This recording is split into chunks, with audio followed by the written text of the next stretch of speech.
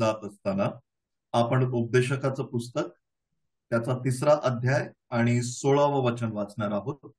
उपदेशकाचं पुस्तक, त्याचा 3रा अध्याय आणि 16वं वचन. वचन म्हणतं, शिवाय ह्या भूतलावर न्यायाचे स्थान पहावे तर तेथे दुष्टता आहे, धर्माचे स्थान पहावे तर तेथे दुराचार आहे. आपण वेळेनुसार आपण वचनाच्या ह्या पहिल्या भागामध्ये लक्ष देणार आहोत, जिथे म्हटलंय की ह्या भूतलावर न्यायाचे स्थान पहावे तर तेथे दुष्टता आहे. प्रियांनो, ह्या वचनामध्ये, या पूर्ण वचनामध्ये 2 स्थानांचा उल्लेख केलेला आहे. त्याच्यामध्ये पहिलं जे आहे ते न्यायाचं स्थान आहे. दुसरं जे आहे ते धर्माचं स्थान आहे. 2 खूप प्रमुख गोष्टी आहेत आपल्या मनुष्याच्या जीवनामध्ये. या भूतलावर जर आपण पाहिलं तर ह्या 2 गोष्टी खूप महत्वाच्या आहेत, खूप गंभीर गोष्टी आहेत त्या. म्हणजे विश्वासणारा असो व विश्वासणारा नसो, त्यांचा काही ना काहीतरी अनुषंगाने ह्या 2 स्थानांशी संबंध नक्कीच येतो. त्यांचा अनुभव तरी येतो त्यांना. आणि ह्या सर्व स्थानांकडे जर आपण पाहिलं, एक न्याय व्यवस्था आहे, एक धर्माची एक व्यवस्था आहे. आणि या सर्वांमध्ये हा जो विश्वासणारा आहे, हा तिथे काय आहे, तिथे त्याला त्या गोष्टींचा पडताळा कसा येतो आपण ते पाहू. जसं न्याय संस्थेकडे आपण आज पाहणार आहोत किंवा त्या स्थानाकडे आपण पाहणार आहोत. न्यायस्थान म्हणजे जिथे न्याय केला जातो. न्यायस्थान म्हणजे जिथे न्याय देणारा आहे. न्यायस्थान म्हणजे जिथे एक न्याय मागणारा सुद्धा आहे. आणि न्यायस्थान जिथे करण्याचा, ज्याचा न्याय केला जातो तो देखील आहे. 4 व्यक्ती आहेत तिथे किंवा 4 व्यक्ती आहेत. एक न्याय संस्था जी चालते त्यामध्ये किंवा एक न्यायस्थान जे आहे जे चालतं त्याच्यामध्ये 4 व्यक्ती आहेत. पहिलं जसं आपण पाहिलं की तेथे एक न्याय करणारा न्यायाधीश असा आहे. जर आपण न्यायाधीशाकडे पाहिलं तर न्यायाधीश हा पक्षपाती नसावा.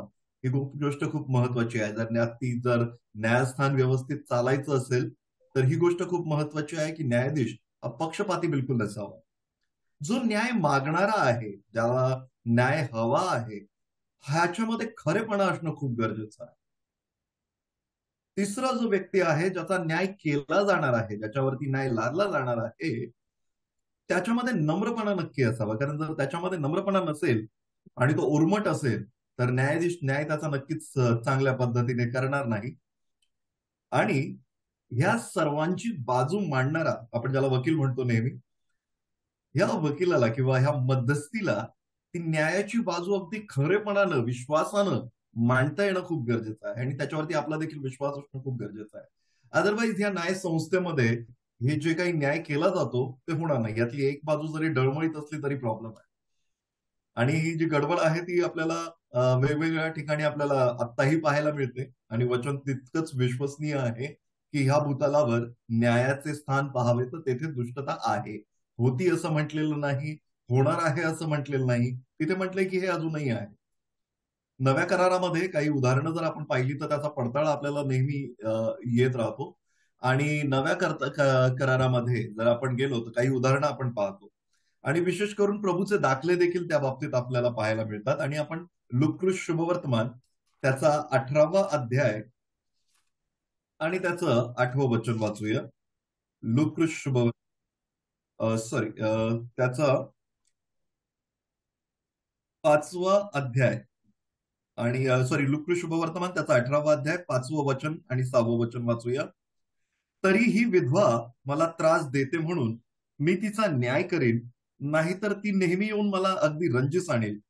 तेव्हा प्रभूने म्हटले, अन्यायी न्यायाधीश काय म्हणतो ते ऐका. आणि प्रभूचा हा दाखला आपण जर पाहिला तर एका अत्याग्रही विधवेबद्दल तिथे लिहिलेला आहे. पहा, इथे देखील आपण जेव्हा ह्या विधवेकडे पाहतो, ह्या अत्याग्रही विधवेकडे पाहतो, या पूर्ण दाखल्यामध्ये नेहमी जर आम्ही दाखले प्रभूचे आपण जर वाचले तर एक गोष्ट लक्षात येईल, प्रभूचे दाखले मला असं वाटतं कुठे ना कुठेतरी ते होत असतील किंवा कुठे ना कुठेतरी ते अ, ती घटना, त्या गोष्टी घडलेल्या असतील, जेणेकरून त्याची सत्यता नाकारता येत नाही. आणि ते दाखले खूप कनेक्टिंग वाटतात सगळ्यांना. ते दाखले खूप सर्वांपर्यंत पोहोचतात आणि म्हणून प्रभू दाखल्याद्वारे बोलत असेल. प्रभू सांगतो की तिथे नगरात कोणी एक न्यायाधीश होता, तो देवाला पण भीत नसे आणि माणसाला जुमानत नसे, असा हा न्यायाधीश होता. या न्यायाधीशाने याच्याकडे एक विधवा येत आहे. ती वारंवार म्हणत आहे की माझी दाद घ्या, माझ्या प्रतिवाद्याविरुद्ध मला न्याय द्या. मी मगाशी जसं म्हटलं की ह्या न्याय संस्थेमध्ये किंवा ह्या न्यायाच्या स्थानामध्ये 4 व्यक्ती आहेत, ज्याच्यामध्ये आपण न्याय देणारा पाहतो किंवा न्याय करणारा पाहतो, जो पक्षपाती नसावा असं म्हटलेलं आहे. न्याय मागणारा देखील पाहतो, न्याय केला जाणारा देखील पाहतो आणि न्यायाची बाजू मांडणारा देखील पाहतो. पण या दाखल्यामध्ये आपल्याला एक गोष्ट दिसेल, की तिथे तिथे जी विधवा आहे ती न्याय मागणारी आहे, जी कदाचित खरेपणाने न्याय मागत आहे तिथे आणि तिला न्याय मागणं हे खूप गरजेचं आहे. ती अगदी तिथे वारंवार येत आहे. तिथे वचन सांगतं, की त्याने तिला अगदी न्यायाधीशाला तिने अगदी रंजिस आणलेला आहे. आणि ती खूप तिच्या प्रार्थना आणि खूप तिचा तो एक फोर्स आहे तिथे ती तिथे जात आहे आणि तिथे तो न्याय मागण्यासाठी. प्रियानो, जर आपण या विधवेकडे पाहिलं तर तिथे आपल्याला एक गोष्ट दिसेल. प्रभू स्वतः म्हणतो की तो अन्यायी न्यायाधीश आहे. म्हणजे ज्या न्याय संस्थेमधले किंवा त्या न्यायाच्या स्थानामधल्या पहिला जो घटक आहे, मूळ घटक जो न्याय करणारा आहे, तोच अन्यायी आहे.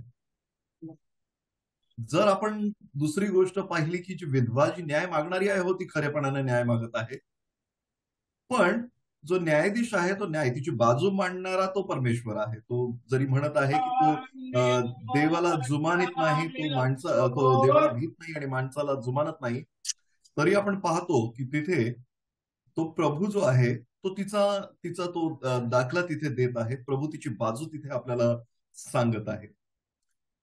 पण जर आपण ह्या न्यायाधीशाकडे पाहिलं आणि ह्या न्यायाच्या प्रसंगाकडे पाहिलं, जर न्यायाधीशच पक्षपाती आहे, जो प्रतिवाद्याविरुद्ध पण किंवा कदाचित तो विधवेबरोबर न्याय करण्याचा बोलत आहे, तरी देखील आपल्याला कळतं की तो पक्षपाती आहे, तो अन्यायी आहे. तिथे न्याय होणार नाही. आणि प्रभू 8व्या वचनात म्हणतो, त्या 18व्या अध्यायाच्या लूककृत 18 अध्याय आणि 8व्या वचनामध्ये म्हणतो, की मी तुम्हास सांगतो, त्यांचा न्याय लवकर करील, तरी मनुष्याचा पुत्र येईल, तेव्हा त्याला पृथ्वीवर विश्वास आढळेल. ज्या विश्वासाने ती विधवा त्याच्याकडे न्याय मागत आहे, तो विश्वास, त्या न्याय स्थानावरचा विश्वास, तो म्हणतो तो आढळेल काय? तो न्याय मागणारा किंवा तुमची बाजू मांडणारा, त्याच्यावरती तुम्हाला तो विश्वास आढळेल काय? आणि इथे देखील आपण पाहतो की इथे न्याय संस्थेमधली जी दुष्टता आहे ती आपल्याला इथे दिसून येते. आणखीन एक महत्वाचा प्रसंग आपण पाहणार आहोत, ज्याच्यामध्ये आपण योहान शुभवर्तमान त्याचा 8व्या अध्यायामध्ये जाऊ. योहान शुभवर्तमान त्याचा 8वा अध्याय.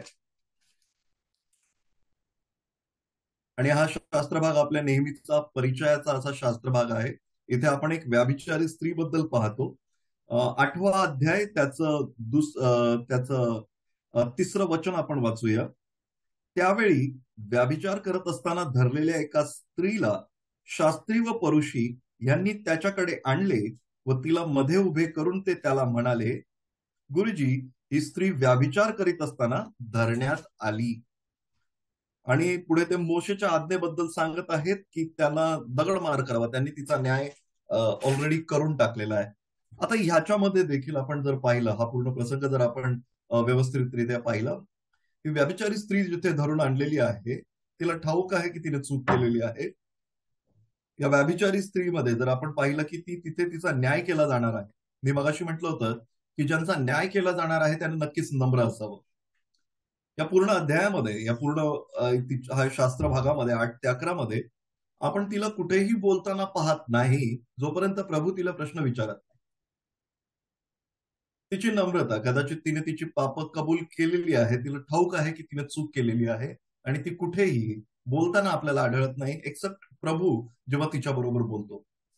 पण पहा, त्यांनी प्रभूकडे तिथे न्याय मागण्यासाठी आणलेला आहे आणि प्रभू तिथे तिचा न्याय करताना असं म्हणत आहे, ओके, तो त्यांना म्हणतो 7व्या वचनाच्या शेवटच्या 7व्या वचनामध्ये, की ते त्याला एकसारखे विचारित असता तो उठून त्यांना म्हणाला, तुम्हामध्ये जो निष्पाप असेल त्याने प्रथम तिच्यावर दगड टाकावा. आणि त्यानंतर आपण पाहतो की तिथे कोणी थांबलेलं नाहीये, तिथे कोणी बसलेलं नाहीये, सर्व तिथे निघून गेलेत. आणि तिथे असं वचन म्हटलेलं आहे की वृद्धातल्या वृद्धापासून तो थेट शेवटल्या माणसापर्यंत, वृद्धातल्या वृद्धापासून तर थेट शेवटल्या माणसापर्यंत, म्हणजे तिथे आणखीन जो सगळ्यात छोटा व्यक्ती जरी कोणी असेल वयाने, तो देखील तिथे थांबलेला नाहीये. आणि हे कशाला आले होते? हे न्याय मागायला आले होते. हे न्याय मागायला तिथे प्रभूकडे आले होते की प्रभू न्याय करा म्हणून हिचा. आणि न्याय करा किंवा तिची बाजू मांडणारा तिथे कोणी नव्हतं. ते तर आपण तिथे पाहतो. वृद्धेची देखील तिथे बाजू मांडणारा जसं आपण पाहिलं की तिथे प्रभू स्वतः होता. जर इथे आपण पाहतो तर इथे हिची बाजू मांडायला कुणी नाहीये. तिला उभं केलेलं आहे. ती नम्र आहे. ती शांत आहे. तिने आपली पापं कबूल केलेली आहेत. तिला ठाऊक आहे की तिने पाप केलेलं आहे. पापात तिला पकडलेलं आहे. जे न्याय मागायला आलेले आहेत, ते खरेपणानं न्याय मागत आहेत का तिथे? जर आपण ह्या सर्वांकडे पाहिलं, की तुम्ही न्याय मागायला तिथे आलेला आहात आणि जर विशेष करून जर प्रियम आपण ते वचन वाचलं, तर तिथे असं आपल्याला दिसेल 6व्या वचनात असं म्हटलंय, योहान 8:6 मध्ये, की त्याला दोष लावायला आपणास काहीतरी मिळावे म्हणून त्याची परीक्षा पाहण्याकरता ते असे म्हणाले. म्हणजे कुठे ना कुठेतरी हे जे न्याय मागायला येणारे जे लोक होते, हे जे शास्त्री किंवा परुषी होते, हे प्रभूची परीक्षा पाहण्याकरता म्हणजे त्याला कुठे ना कुठेतरी अडकवण्यासाठी त्याला त्याच्या विरुद्ध काहीतरी सापडण्याकरता मिळावं म्हणून ते त्याच्याकडे त्या स्त्रीला घेऊन आले होते. त्यांना न्याय नको होता. त्यांना त्या स्त्रीचा न्याय करायचा नव्हता. तिला दगड मारून जरी मारलं असतं, तरी त्यांना काही फरक पडला नसता.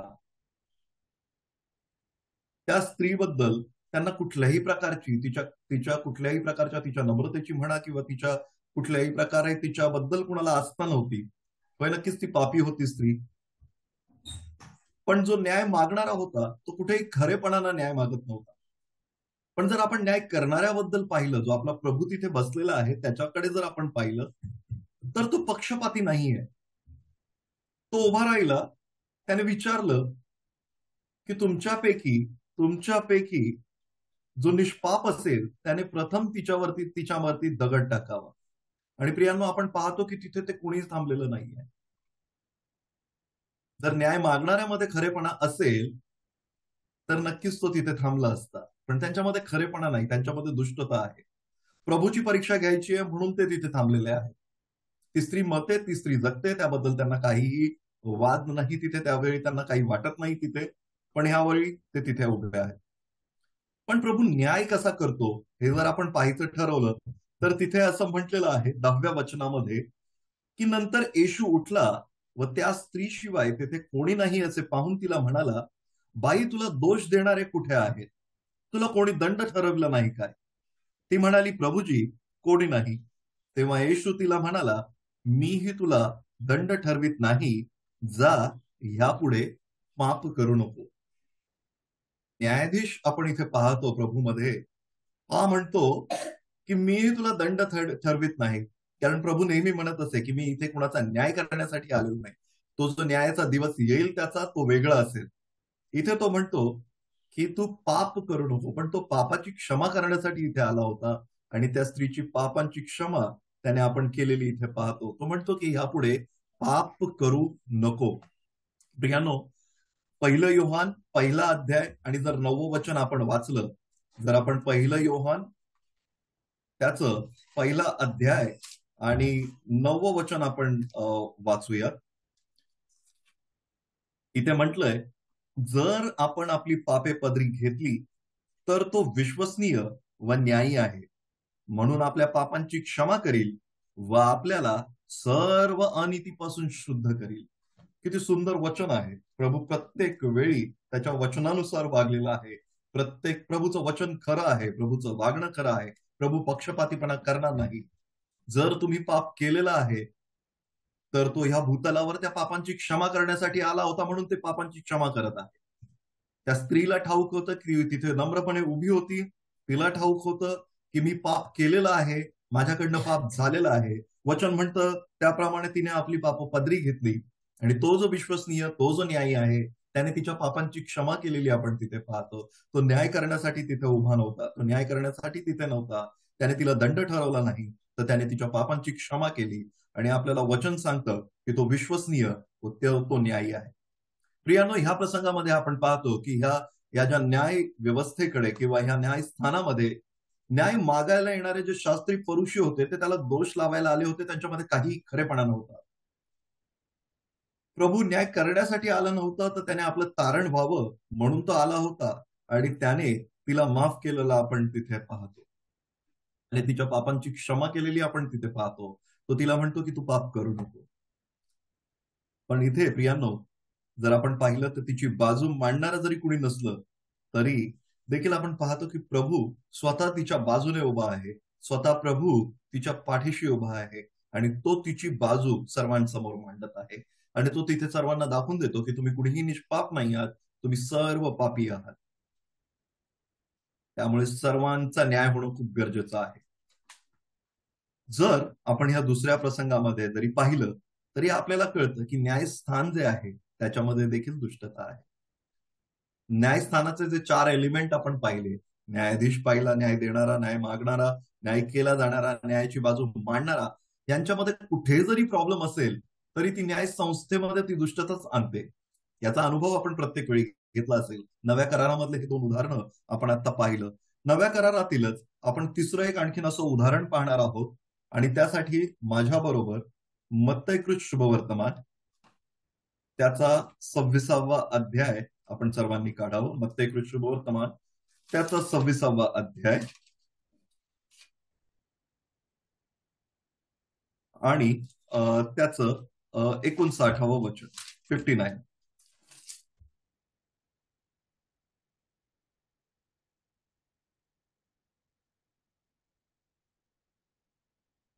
वचन म्हणतं, मुख्य याजक व संपूर्ण न्यायसभा हे येशूला जिवे मारण्याच्या हेतूने त्याच्या विरुद्ध खोटा पुरावा शोधत होते. वचन म्हणतं की येशूला जिवे मारण्याच्या हेतूने त्याच्या विरुद्ध खोटा पुरावा शोधित होतं असं तिथे म्हटलेलं आहे. मी मत्तयकृत शुभवर्तमानाचा 27वा अध्याय आणि त्याचं 26वं वचन देखील वाचत आहे. मत्तय 27:26. तेव्हा त्याने त्यांच्याकरिता बरब्बाला सोडले व येशूला फटके मारून वधस्तंभावर खिळण्याकरिता शिपायांच्या स्वाधीन केले. हा शास्त्रभाग आपल्याला नवीन नाही प्रियांनो. आपण नेहमी हा शास्त्रभाग वाचत आलेलो आहोत, किंबहुना आपल्याला प्रत्येकाला पूर्णपणे हा शास्त्रभाग ज्ञात आहे.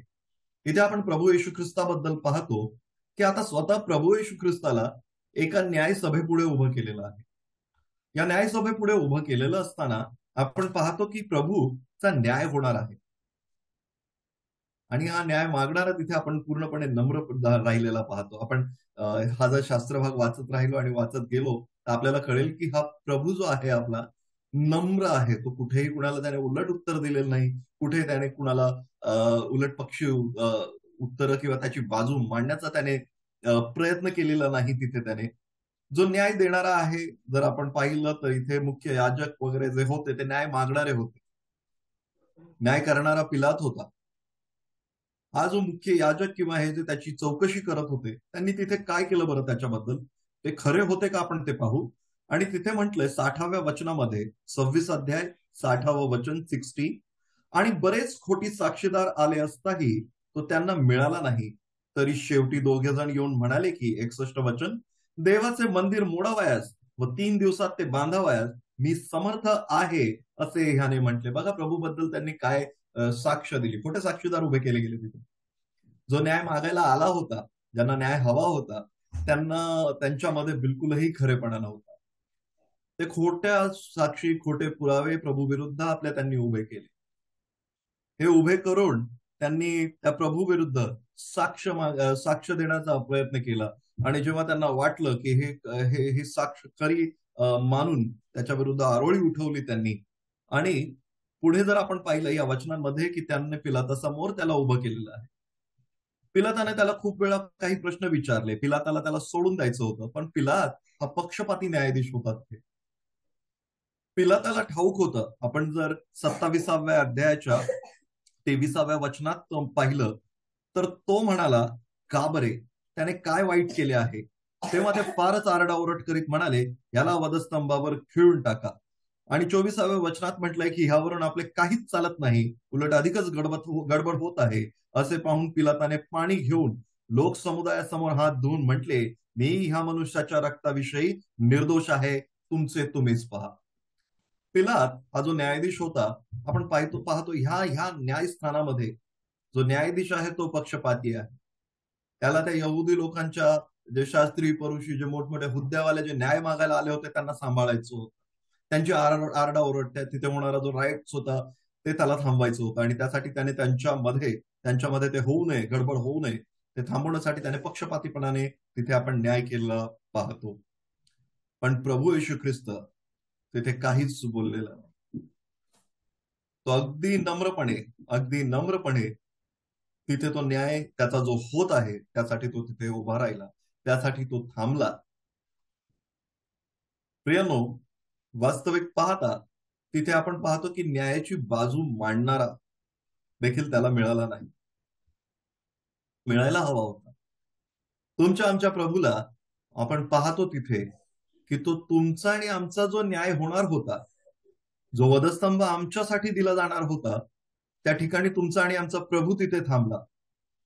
तो अगदी नम्रपणे, कदाचित आपण असतो तर तेवढ्या नम्रपणे तिथे थांबलो नसतो, खोटं बोलून कदाचित तिथे आपण मोकळे झालो असतो. तो आपला स्वभाव आहे. पण प्रभूने तसं केलं नाही. ही शिक्षा प्रभूने तुमच्या आणि आमच्यासाठी कबूल केली. प्रभू तिथे उभा राहिला. प्रभू येशू जेव्हा आपण पाहतो या न्यायस्थानामध्ये, तिथे पूर्णपणे दुष्टतेने त्याचा न्याय करण्यात आला, तरी देखील तो नम्र राहिला आणि पूर्णपणे नम्र राहिला. प्रियांनो, ही परिस्थिती जी आहे आतापर्यंत आपण पाहिली ती भूतलावरची आहे. वचन ज्याप्रमाणे आपल्याला सांगतं, जे उपदेशकाचं पुस्तकामध्ये आपण आता वाचलं, तिथे असं म्हटलेलं आहे की त्या भूतलावर न्यायाचे स्थान पाहावे तर तिथे दुष्टता आहे.